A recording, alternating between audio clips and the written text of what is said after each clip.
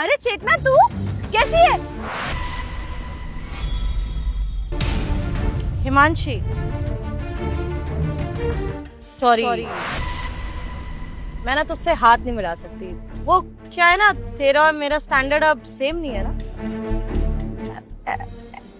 ऐसा क्यों बोल रही है तू? मैं समझी नहीं। क्योंकि मैडम इस एरिया के एसडीएम है और एक एसडीएम होकर तुम जैसी 2 कौड़ी की औरत से हाथ मिलाए, ये मैडम को शोभा नहीं देगा ना। अरे वाह चेतना, तू एसडीएम ऑफिसर बन गई, ये तो बहुत खुशी की बात है। मैं तेरे लिए बहुत खुश हूँ। मुझे ना तुझ पे पक्का यकीन था कि तू अपनी जिंदगी में कुछ बहुत बड़ा हासिल करेगी, और देख आज तूने एसडीएम बन के वो मुकाम भी हासिल कर लिया। I am very happy for you. वैसे तू यहाँ क्या कर रही थी? मैडम यहाँ क्या कर रही है? ये पीछे बड़ा सा मॉल बनते हुए देख रही हैं आप? इसका टेंडर हमारी मैडम ने पास किया है, तो बस यही देखने आई थी कि कितना काम हो गया है, कितना बचा है।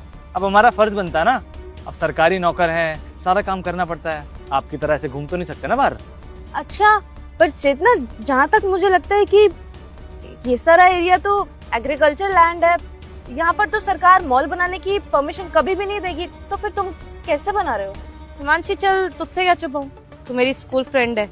हाँ, एग्रीकल्चर एरिया है ये, बट क्या है ना, मॉल बनेगा तो ज्यादा पैसे मिलेंगे। एग्रीकल्चर में हमें क्या पैसे मिलेंगे, थोड़ा बहुत किसान कमा लेगा। यहाँ पे मॉल बनेगा तो जो मॉल बना रहा होगा वो अच्छे खासे पैसे देता है हमें, तो मैंने साइन करके टेंडर पास कर दिया यहाँ का। मैडम वैसे इस बार आपने बहुत स्मार्ट डील की है, मतलब मॉल बनते ही 3 दुकान मैडम के नाम पे, और ज्यादा नहीं तो कम से कम 50,000 रुपये दुकान से किराया आएगा। 1.5 लाख रुपए महीने का बिना कुछ करे, मतलब रिटायरमेंट से पहले पेंशन चालू। चेतना ये तो गलत है ना, तू एक सरकारी ओहदे पर है, तेरे पास इतना बड़ा सरकारी पद है, तुझे ये सब नहीं करना चाहिए। अगर तुझे सरकारी अफसर मिला है इतना अच्छा, तो तुझे हमारे देश की उन्नति के लिए काम करना चाहिए ना, प्रगति के लिए काम करना चाहिए। तू हमारे देश में करप्शन बढ़ा रही है ना ये सब करके, ये तो गलत है, तुझे ऐसा नहीं करना चाहिए। शांत हो जा मैडम, ये आपकी निजी जिंदगी में दखल अंदाजी दे रही है। आप बोले तो थाने में ले जाकर इसकी औकात दिखा दूं। अरे नहीं, स्कूल की दोस्त है मेरी। वो क्या है ना, हमेशा से ईमानदारी की मूरत बन के रही है ये, कहीं भी कुछ गलत ना एक्सेप्ट नहीं कर पाती थी। लेकिन क्या हुआ, कुछ भी नहीं। अभी देखो, फैंसी ड्रेस कंपटीशन में पार्ट लेने जा रही है, और मैं एसडीएम बन चुकी हूँ। मैं तो पैसे कमा रही हूँ, एंजॉय कर रही हूँ अपनी लाइफ। तो तेरे को जेलसी हो रही है ना, क्योंकि अगर तू इस पोस्ट पे होती तो तू भी यही कर रही होती, लेकिन तेरे पास क्या है, कुछ भी नहीं। सो सैड है ना। पर क्या है ना, सरकारी काम में ऐसे ही चलता है, अगर हल्का सा करप्शन हो तो क्या दिक्कत है। अगर मैं ऐसे किसी पद पे होती तो मैं ऐसा बिल्कुल नहीं करती। और एक और चीज, तू तो एसडीएम ऑफिसर है, सरकारी इतना अच्छा ओहदा है तेरा, तू ऑन ड्यूटी होकर ये ऐसे कपड़े, आई एम श्योर कि तू अभी क्लब तो जा नहीं रही है, तू ऑन ड्यूटी ऐसे कपड़े पहनती है। कितना ज्ञान देगी। मैडम छोड़ो ना, अभी क्या बहस कर रहे हो उससे? कुछ काम धाम नहीं है, अपना टाइम पास कर रही है और कुछ नहीं है। हमें 36 काम है, आप बैठो गाड़ी में, लेट हो रहे हम लोग। आइए मैडम। चेतना मेरी बात तो सुन ले एक बारी। मैं साइड हट जा।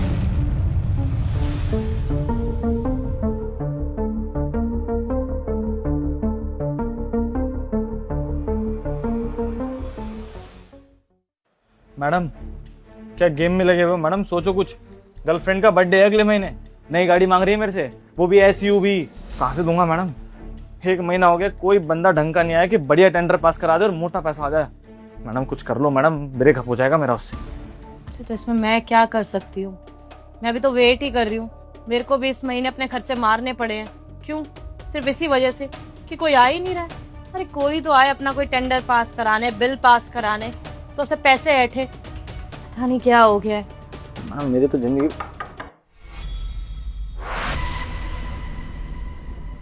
हिमांशी तू यहाँ क्या कर रही है? हाँ चेतना, वो मुझे तुझसे एक बहुत ज़रूरी काम था। वो काम ये है कि मेरी जो गांव वाली ज़मीन है ना, वहाँ पर मैंने आंगनवाड़ी खोलने का सोचा है। उसके लिए लाइसेंस लगेगा, फाइल में साइन होने हैं। अब क्या तू करवा देगी? अब मेरी दोस्त एसडीएम है, उसका कुछ तो फ़ायदा होना, और मुझे पता है कि तू पक्का करवा देगी। अरे हाँ, बहुत सही जगह आई है तू। तेरी दोस्त बैठी है यहाँ पे, तेरा काम ना बहुत आसानी से हो जाएगा, टेंशन मत ले। एक साइन ही तो करना है बस मुझे। चलो बहुत अच्छी बात है, मुझे तो पता ही था कि तू दिल की बहुत अच्छी है, तो साइन करने में देर नहीं लगाएगी। ठीक है फिर जैसे ही तो साइन करेगी मैं कॉल करके काम शुरू करवा दूंगी। हो जाएंगे जी, आपने कह दिया साइन हो जाएंगे मतलब। लेकिन वो क्या है ना, अब मैडम इतनी मेहनत करेगी, यहाँ से पेन उठाएगी, फिर साइन करेगी, और कभी कभी पेन चलता भी नहीं तो उसे झटका भी मारना पड़ता है, फिर साइन करेगी, तो थोड़ी सेवा तो आपको भी करनी पड़ेगी ना जी।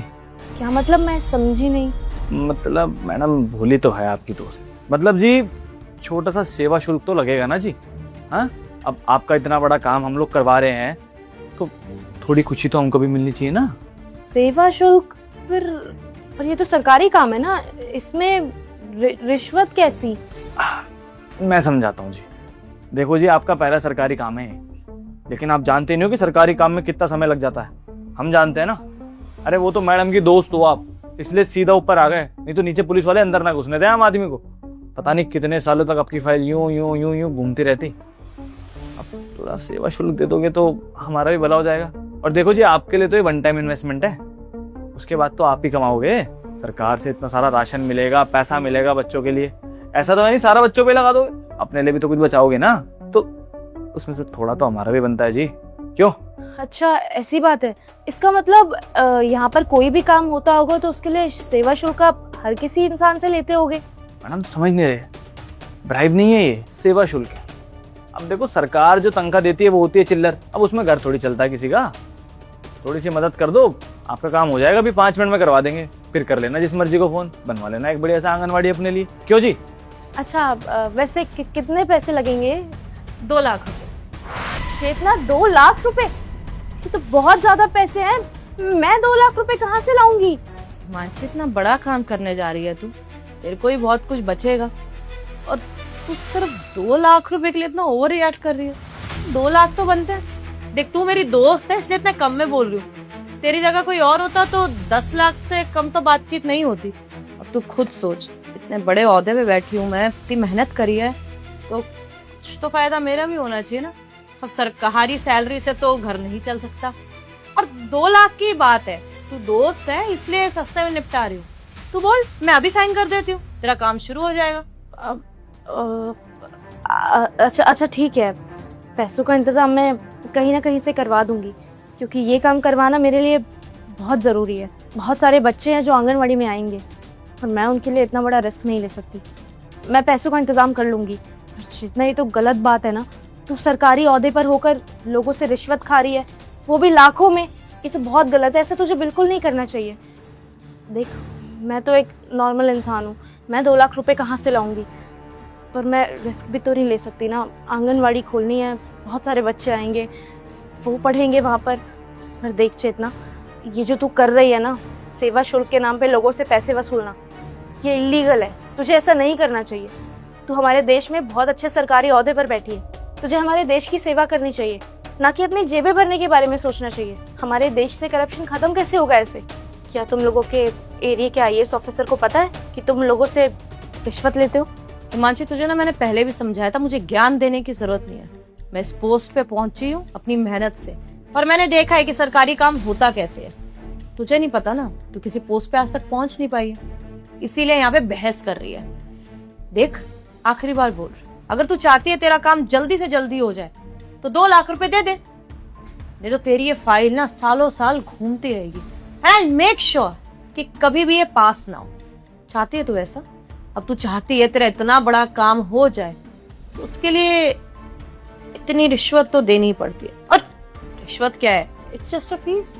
कहीं और भी तो जाएगी, कोई काम कराएगी, फीस तो देनी पड़ती है ना यार। तो फीस दे और अपना काम करवा। अगर अभी भी तेरे को ज्ञान देना है तो प्लीज यहाँ से बाहर चली जा, और 4-5 साल धक्के खाती रहे, शायद उसके बाद कोई सोच ले और तेरा काम कर दे। जा। और कौन बताएगा उन्हें? तू बताएगी? अरे हम तो उनके ऑफिस में बिना अपॉइंटमेंट के जा नहीं सकते। एक आम आदमी उनके ऑफिस में जाएगा, उनके ऑफिसर की कंप्लेंट करेगा और वो सुनेंगी। ऐसा कुछ नहीं होने वाला है हिमांशी। सरकारी दफ्तर है ये, आम आदमी के हिसाब से नहीं चलता, हमारे हिसाब से चलता है। तो ज्यादा ज्ञान देने की जरूरत नहीं है, चुपचाप पैसे निकाल, नहीं तो जा यार यहाँ से। टाइम वेस्ट मत कर, बहुत काम है हमें। मैडम समझ रहा हूँ, मैं सब समझ रहा हूँ, मैं समझाता हूँ उनको। देखो मैडम, ऐसा है, आपको ना रास्ते का माल एकदम सस्ते में मिल रहा है, लेकिन हो सकता है आपके पास पैसे ना हो। तो मैडम बेस्ट फ्रेंड है, थोड़ा 10-20 हज़ार और कम कर लो। एक काम करो जी, आप 180 में फाइनल कर दो, ठीक है? और बाकी आईएएस यूएस की टेंशन मत लो आप, ये आईएएस यूएस कोई काम नहीं आते। अगर ऊपर पता भी चल गई ना तो आपके 1 लाख रुपए बढ़ जाएंगे, कोई फायदा नहीं होने वाला आपका उसमें। समझ में आ रही है बात? अभी हम लोग 2 लोग काम कर रहे हैं इसलिए 180 में डन हो रहा है। जहाँ आईएएस मान गया सीधा 3 देने पड़ जाएंगे। तो ये सच्चाई की मूर्त बनना छोड़ दो, 180 अकाउंट में डलवाओ और साइन करा के अपना काम शुरू करो, फटाफट से सिरे गणेश करो। पर तुम्हारे एरिया के आईएएस ऑफिसर को तो ऑलरेडी पता चल गया है। अच्छा, कैसे पता चल गया उन्हें, बताइए। पता कैसे चल गया है? तो एक्चुअली बात यह है ना कि आईएएस ऑफिसर ही मैं हूं। अरे मैडम सस्ते में काम कराने के लिए बोल रही है, मैं बता रहा हूँ 1.5 से कम में मानेगी नहीं, 1.5 ही देगी। एग्जैक्टली, तू आईएएस ऑफिसर मतलब कुछ भी। अब तेरे को ये दिख रहा है मैं गलत काम कर रही हूँ तो तू बस मेरे को गलत फील कराने के लिए कुछ भी बोलेगी क्या? तू आईएएस है यहाँ की। चलो ठीक है, अगर तुम दोनों लोगों को मेरी बातों पे यकीन नहीं है तो अपने ऑफिस में फोन करो, वहां से पूछो, कंफर्म करो कि आपके एरिया के आईएएस ऑफिसर का नाम क्या है। पूछो पूछो। अब तो जी भाड़ में गई दोस्ती, अब तो 2-20 लगेंगे मैडम। कर लो फोन, आपका ये मजाक झेल लेते हैं पहले। ठीक है, ये भी करके देख लेते हैं। तेरे को ये लगा होगा तू ऐसा कुछ बोलेगी, मैं डर जाऊंगी और तेरा काम कर दूंगी। इंफॉर्मेशन लिए बिना तो मैं कुछ नहीं करती।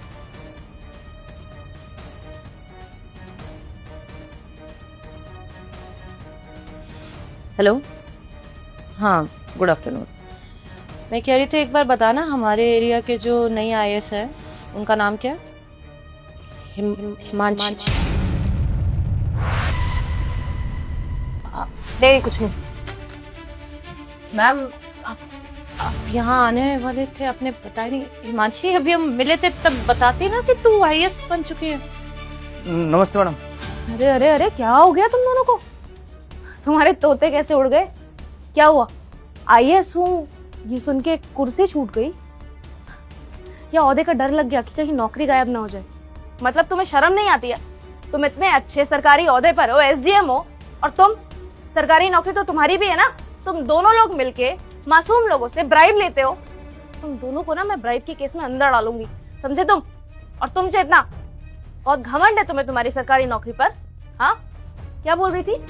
ये तो सेवा शुल्क है, सबको देना पड़ता है। 10 की जगह 2 लाख में काम हो रहा है। दोस्ती वाला मामला है ना, यारी दोस्ती में डील हो रही है। यारी दोस्ती में डील तो अब होगी जब तुम अपने सारे प्रॉपर्टी के पेपर्स मेरे सामने लाके रखोगी जो तुमने लोगों के घूस के पैसों से बनाए हैं। क्योंकि सरकार के द्वारा दी हुई सैलरी तो चिल्लर बराबर होती है ना। अब सारा हिसाब तुम मुझे दोगी। मैम ऐसा कुछ नहीं है, वो शट अप। मुझे तुम्हारे मुंह से अब एक शब्द नहीं सुनना है। तुम्हें जो करना था ना तुम कर चुकी हो। इस कुर्सी पर बैठकर तुमने जो लोगों से पैसे वसूले हैं ना और सरकारी काम नहीं किया है, उस सबका हिसाब तो मैं तुमसे लूंगी। और ये कोई आंगनवाड़ी के कागज नहीं है, नाटक था ये, ताकि तुम्हारी सच्चाई मेरे सामने आ सके। तुम लोगों के घूस के पैसों से जितनी भी प्रॉपर्टी बनाई है, जितनी भी ऐशोआराम की है ना, सबके डॉक्यूमेंट्स मुझे चाहिए मेरे कैबिन में। इकट्ठा कर लो, क्योंकि तुम्हारी रेल तो मैं बनवाऊंगी। और अगर तुमने ऐसा नहीं किया ना, फिर मैं तुम्हें बताऊंगी कि आईएएस ऑफिसर होता क्या है। मिलो कैबिन में। मैम मैडम नहीं छोड़ो, पुरानी गाड़ी बिक जाएगी। मैं तो पैर पकड़ने जा रहा हूँ, आ जाओ मेरे से।